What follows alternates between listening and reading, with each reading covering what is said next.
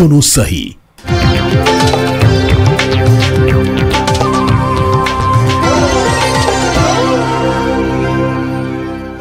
नमस्कार, सुबह के 10 बजने को है, वक्त हो चुका है मारो राजस्थान का। मैं हूं आपके साथ श्रुति श्रीवास्तव और बुलेटिन की शुरुआत बाड़मेर के दुधवा खुर्द में पुनर्मतदान के साथ करते हैं, क्योंकि बता दें कि यहां सुबह 9 बजे तक जो मतदान फीसदी है वो करीब 8% तक हो चुकी है। और लेकिन अभी भी बूथ नंबर 50 पर रीपोलिंग हो रही है, जहां पर बड़ी तादाद में जो मतदाता हैं वो खड़े हैं। पुलिस और प्रशासन की व्यवस्था भी चाक चौबंद है।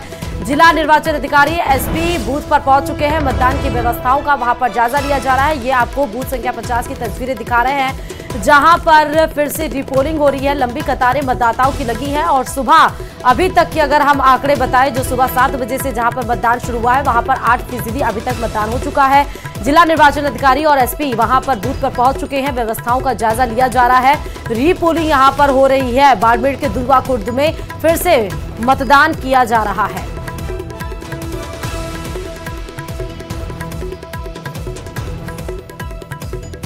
यहां पर गोपनीयता भंग हो गई थी, इसलिए फिर से मतदान हो रहा है।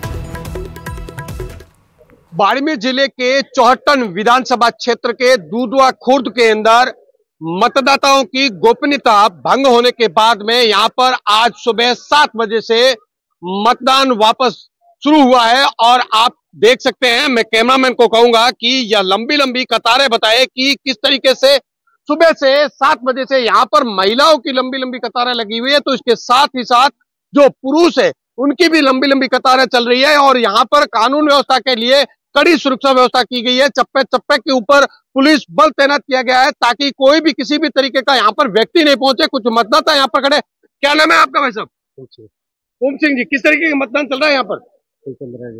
सही चल रहा है। देखिए कुछ और, आपका क्या नाम है? हनुमान सिंह। हनुमान सिंह जी, किस तरीके का बढ़िया चल रहा है मतदान? बढ़िया बढ़िया बढ़िया चल रहा है। अच्छा, एक और कुछ लोग हैं, आपका क्या नाम है भैया? दुर्जन सिंह। दुर्जन सिंह जी, किस तरीके का बढ़िया मतदान चल रहा है? अच्छा चल रहा है, बहुत अच्छा। पिछली बार क्या हुआ था जी कि मतदान नष्ट हो गए? पिछली बार कोई भी नेता था। अच्छा, नेताओं ने ये कर दिया काम। देखिए कुछ महिलाएं यहाँ पर, मैं उनसे भी कुछ बातचीत करने की कोशिश करेंगे। आपका क्या नाम है माँ जी? क्या नाम है? मुरकौर। अच्छा, वोट बढ़िया चला है? कितनी देर हुई है लाइनों में बैठा हो? 4 घंटा हुआ। 4 घंटा हुआ लाइनों में बैठा। देखिए 4 घंटों से यहाँ पर, क्योंकि ये सुबह 7 बजे से पहले आकर के लाइनों में लगी है महिलाएं, क्योंकि महिलाओं का पहला काम है कि पहले मतदान करना और उसके बाद में घर का चूल्हा चौका करना। इसी को लेकर के आप देख सकते हैं कि कितनी लंबी यहाँ पर लाइनें लगी हुई है। और इसी लंबी लाइनों की वजह से यहाँ पर मतदान लगातार चल रहा है और मतदाताओं के अंदर जो उत्साह है वो देखने को मिल रहा है। इसी के साथ में यहाँ पर कानून व्यवस्था बनाने के लिए चप्पे चप्पे पर पुलिस बल तैनात किया गया है। मतदाताओं की सुरक्षा व्यवस्था के लिए, उनके पीने के पानी के लिए और टेंट के लिए, ताकि गर्मी नहीं लगे मतदाताओं को, यहाँ पर पूरी व्यवस्थाएं निर्वाचन विभाग की ओर से किया गया है। इसके साथ ही साथ मैं बताना चाहूंगा कि एक महिला की यहाँ पर तबीयत जो थी वो खराब हुई है और उसको ट्रीटमेंट दिलाया जा रहा है। कैमरा पर्सन गणपत के साथ प्रेमनंद देथा, न्यूज 18, दुधवा खुर्द, बाड़मेर। और बाड़मेर के बाद अजमेर से खबर है। अजमेर दरगाह के पास पुरातत्व विभाग के अधीन आने वाले 2.5 दिन के झोपड़े में मंगलवार को जैन समाज के संत सुनील सागर महाराज और आरएसएस पदाधिकारी पहुंचे। उन्होंने इस ऐतिहासिक परिसर को जैन मंदिर और संस्कृत पाठशाला की तरह बताया है और इस मामले में सरकार से शांतिपूर्ण सद्भाव रखते हुए कदम उठाने की मांग की है। साथ ही उन्होंने कहा कि 2.5 दिन के झोपड़े के इतिहास को नकारा नहीं जा सकता। इसमें मौजूद मूर्तियां और वास्तुकला सब कुछ बयां कर रही हैं। वहीं इस मामले में अजमेर दरगाह अंजुमन कमेटी के सचिव सरवत चिश्ती ने ऑडियो के जरिए जैन समाज की 2.5 दिन के झोपड़े पर पहुंचने पर सवाल खड़े किए और इसकी जानकारी थाना प्रभारी को भी दी। यह ऑडियो अब वायरल हो रहा है।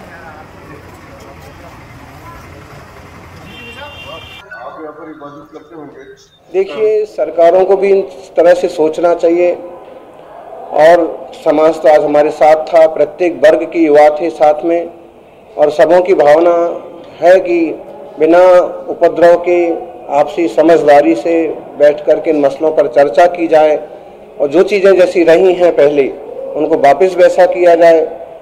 जहां मस्जिदें हैं स्वतंत्र भूमि पर वो रही आए, कोई दिक्कत की बात नहीं है, लेकिन कहीं मंदिर वगैरह डिस्टर्ब करके वो चीज़ें बनाई गई हैं तो आज मंदिरों को वापस मंदिर के रूप में लाना चाहिए अगर वहाँ प्रतिमाएं होने की संभावना है तो वहाँ खुदाई वगैरह हो, और वो तीर्थंकरों की प्रतिमा वहाँ अगर मंदिर बने तो सबसे अच्छी बात है, और नहीं बन पाए तो कम से कम जो जिन मंदिरों की प्रतिमाएं, जिन देवताओं की प्रतिमाएं उन लोगों तक पहुँचाई जाए, किसी भी एक अच्छे तरह का न्याय हो।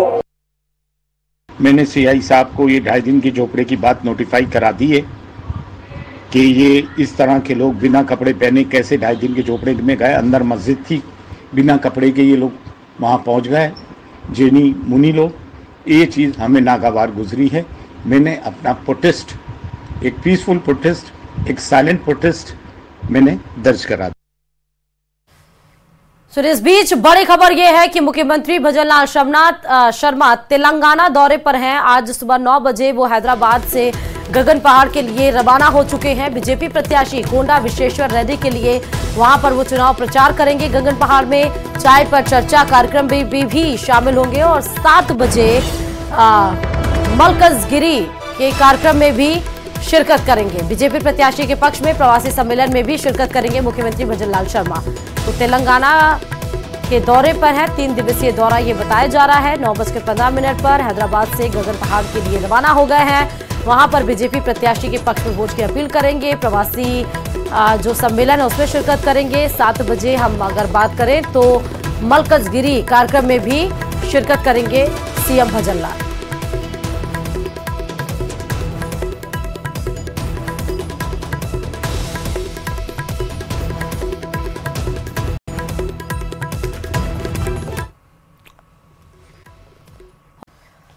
और इस बीच जयपुर से बड़ी खबर यह है कि जल जीवन मिशन महाघोटाले में सीबीआई ने एफआईआर दर्ज की है। दरअसल राजस्थान में जेजेएम महाघोटाले की एक और जांच शुरू हो गई है। श्याम ट्यूबवेल कंपनी, मैसेज गणपति ट्यूबवेल कंपनी के खिलाफ एफआईआर दर्ज की गई है। ठेकेदार पदमचंद महेश मित्तल तत्कालीन अतिरिक्त मुख्य सचिव घोटाले में लिप्त बताए जा रहे हैं और यहां उसके साथ साथ पूर्व जलदाय मंत्री महेश जोशी के खिलाफ भी जांच जारी है। जलदाय विभाग के 24 से ज्यादा अधिकारियों के खिलाफ केस दर्ज कर लिए गए हैं। ईडी, एसीबी, राष्ट्रीय जल जीवन मिशन के बाद अब सीबीआई इस पूरे मसले पर जांच करेगी। एसीबी ने जलदाय विभाग के इंजीनियरों को घूस लेते हुए अरेस्ट किया था। ठेकेदार पदमचंद जैन और महेश मित्तल के खिलाफ भी एफआईआर दर्ज करा दी गई है।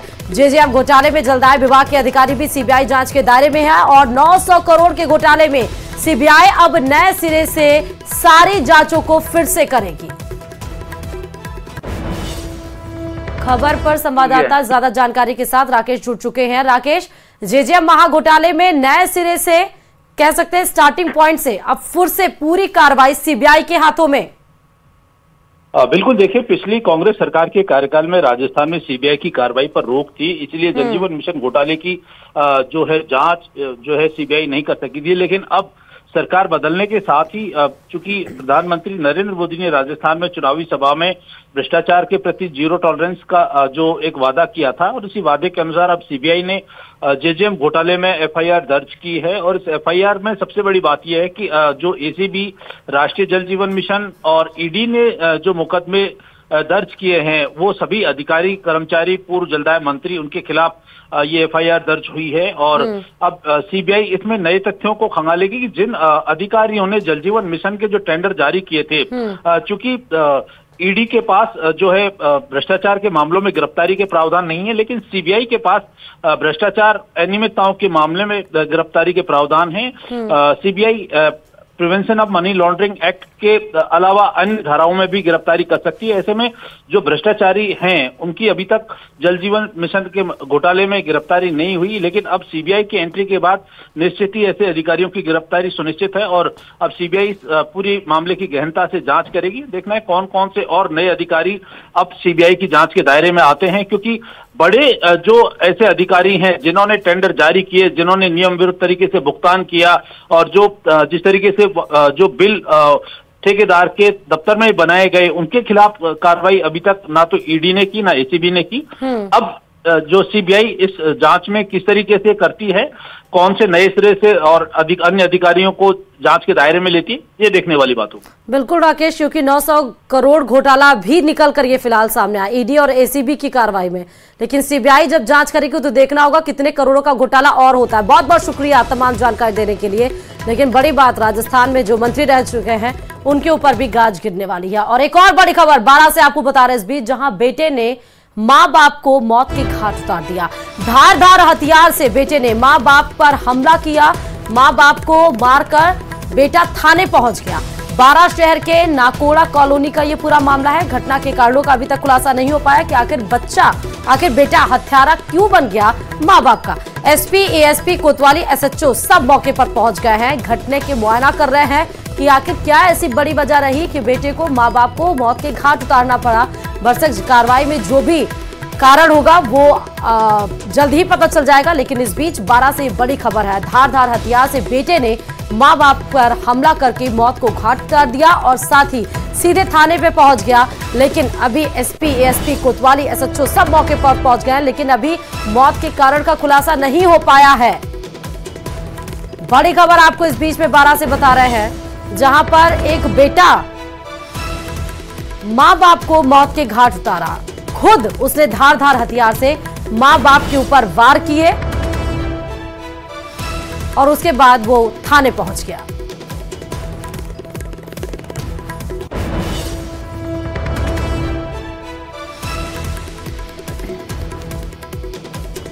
तो बारां से ये बड़ी खबर बता रहे हैं, धारदार हथियार से बेटे ने मां बाप पर हमला किया है। क्या ऐसी बड़ी वजह रही होगी कि खबर पर संवाददाता हिमांशु जुड़े हुए हैं। हिमांशु, एक बेटे ने मां बाप पर हमला करके मौत के घाट उतार दिया, क्या जानकारी देंगे?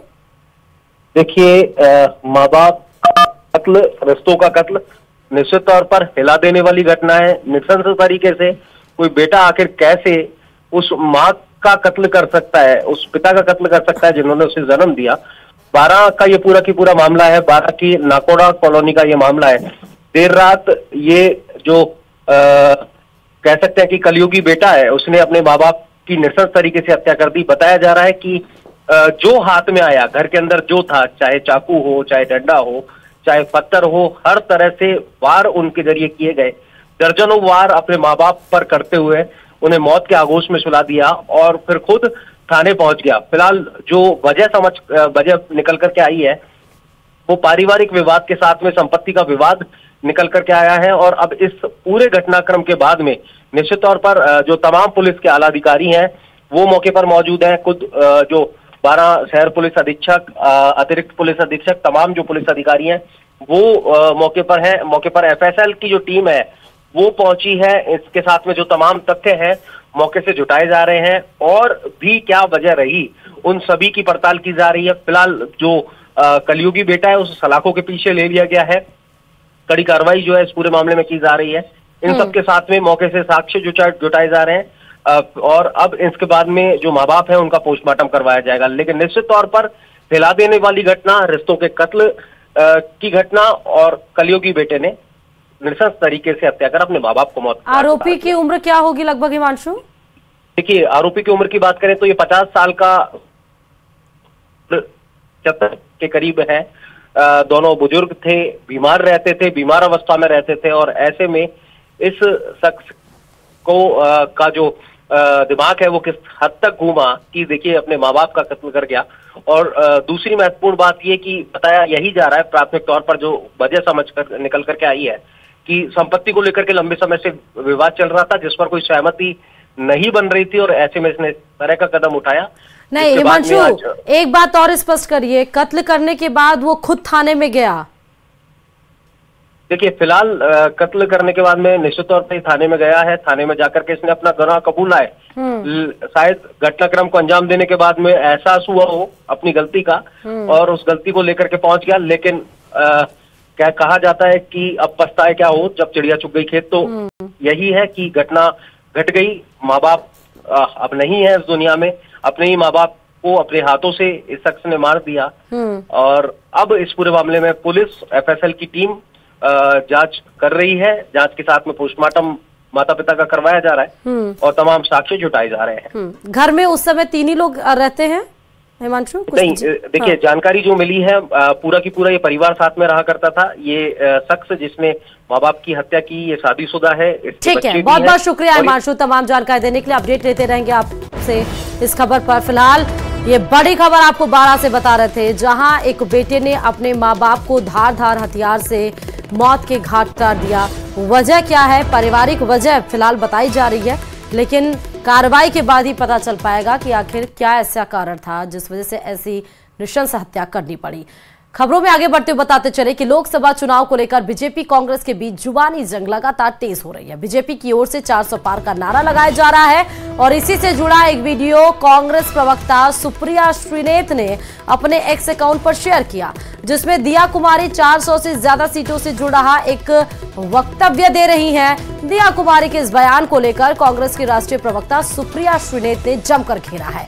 उन्होंने दिया कुमारी के एक बयान का video social media platform x पर पोस्ट कर लिखा कि संविधान बदलना है क्योंकि हमें कुछ काम करने हैं। बता दें कि दिया कुमारी पत्रकारों के सवाल का जवाब दे रही थी, जिसमें उन्हें बीजेपी के 400 नारे को लेकर सवाल किए गए। तो इस दौरान राजस्थान की डिप्टी सीएम दिया कुमारी ने कहा कि देश में कहीं ऐसे कानून हैं जिन्हें देश के विकास के लिए बदलने की जरूरत है। वो तो चेंजेस जो भी आएंगे, पहले भी तो आए, 370 भी तो हमने किया क्योंकि हमारी मेजॉरिटी थी। ऐसे बहुत सारे डिसीजंस आगे भी लेने हैं बिल्कुल, और उसके लिए जरूरी है कि हमारी मेजॉरिटी होनी चाहिए। और ये सारी डिसीजंस जो है ये हमारे देश को एक विकसित भारत बनाने की ओर ले जाने की ही डिसीजंस है और बहुत जरूरी डिसीजंस है। हम लोग चाहते हैं हमारा देश एक मजबूत देश बने, एक आत्मनिर्भर देश बने, एक डेवलप्ड नेशन की श्रेणी में आए। अभी हम लोग उसमें नहीं थे 10 साल पहले, अब धीरे धीरे आने लगे हैं। अगर हम चाहते हैं कि विश्व की नंबर 1 अर्थव्यवस्था बने तो उसके लिए जरूरी है कि हम लोग, हमारे जो पुराने कानून थे, पुरानी बहुत सारी चीजें हैं जिनको बदलने की आवश्यकता है, जो कि मोदी जी करेंगे। चलिए, कोटा से बड़ी खबर यह है कि 4 साल के बच्चे के अपहरण का मामला जो था, जिसमें यह पता चला है कि पारिवारिक विवाद में परिचित ने ही इस वारदात को अंजाम दिया था। बेखौफ होकर स्टेशन से 4 साल के मासूम बच्चे को उठा लिया। मासूम को नहीं मिलने से लगातार परिजनों की चिंता बढ़ती गई, क्योंकि पिता जब टिकट काउंटर पर टिकट ले रहा था प्लेटफॉर्म नंबर 1 पर, जहां पर वो अपनी ट्रेन का इंतजार कर रहा था, उसी बीच कोई शख्स आया और 4 साल के मासूम बच्चे को किडनैप करके ले गया। परिजनों ने जीआरपी थाने के बाहर लगातार डेरा डाला है। जीआरपी आरपीएफ की जो पुलिस है वो लगातार आसपास के जितने सीसीटीवी फुटेज थे उन सबको खंगाला और तब जाकर पता चला कि किसी परिचित ने ही इस किडनैपिंग को अंजाम दिया है। अब जीआरपी थाने के बाहर परिजन बैठे हुए हैं। उनकी आस यही है, गुहार यही है कि उनका वो मासूम बच्चा उनके गोद में वापस लौटा है। सीसीटीवी कैद की जो फुटेज है उसमें वो बदमाश किडनैप करता हुआ किडनैपर नजर आ रहा है। और एक और बड़ी खबर आपको बताते चले कि एयर इंडिया एक्सप्रेस की करीब 70 उड़ानें रद्द कर दी गई हैं। एक साथ सिक लीव पर गए हैं सभी चालक दल के सदस्य। तो एयरपोर्ट के सूत्रों के हवाले से खबर है, 1-2 नहीं बल्कि 70 उड़ानों को रद्द किया गया है। वजह बताई गई है कि एक साथ जितने भी चालक दल के सदस्य थे वो सब सिक लीव पर चले गए हैं। एयरपोर्ट के सूत्रों के हवाले से खबर है, केबिन क्रू सदस्यों की कमी के कारण कई उड़ानें रद्द कर दी गई हैं और इन उड़ानों की संख्या 70 बताई जा रही है। केबिन क्रू के जो मेंबर्स थे वो सिक लीव पर गए हैं, एक साथ म्यूचुअली सब एक ही साथ सिक लीव पर चले गए हैं, जिस कारण केबिन क्रू के मेंबर्स की कमी के कारण ही 70 उड़ानों को रद्द किया गया है। फिलहाल ये सूत्रों के हवाले से खबर है।